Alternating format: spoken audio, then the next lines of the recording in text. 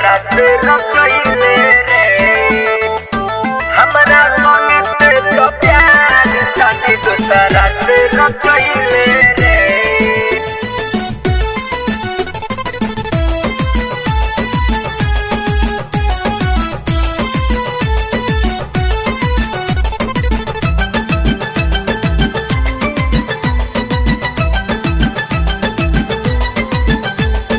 जोरे जो तोरा माई के कम ठीक न कोइल रे जोरे जो तोरा माई के कम ठीक न कोइल रे हमरा संगे ते तो प्यार शादी दूसरा से रचैले रे हमरा संगे ते तो प्यार शादी दूसरा से रचैले रे।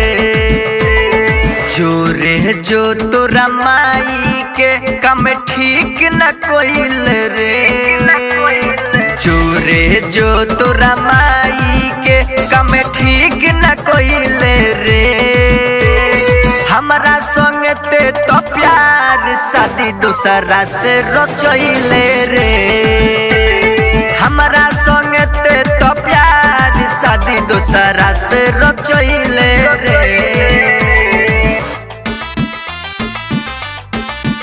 दूसरा से रचैले रे हमरा संगे ते तो प्यार शादी दूसरा से रचैले रे। खुशबू रिकॉर्डिंग स्टूडियो कहला बिशनपुरा बाजार मिक्स बाय इमाम बाबू।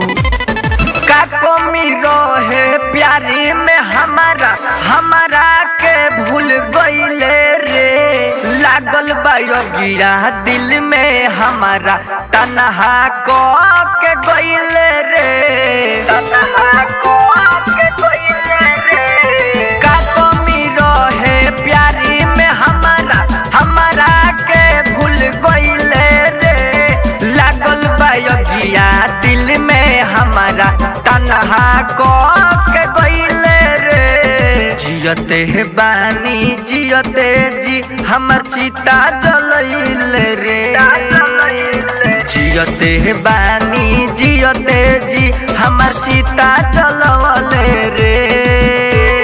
हमरा संगे ते तो प्यार शादी दूसरा से रचवले रे हमरा संगे ते तो प्यार शादी दूसरा से रचवले रे।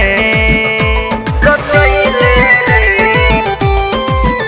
दूसरा से रचैले रे हमरा संगे ते तो प्यार शादी दूसरा से रचैले रे। का हम बताई दिल का लगाई कामित ऐसन कोइले रे हमारे साथ छोड़ के ते तो सैफ के साथ गईले रे सैफ के साथ गईले रे। का हम बताई कैसे बताई कामी न ठीक ते कोइले रे हमारे साथ छोड़ी के ते तो सैफ के साथ गईले रे।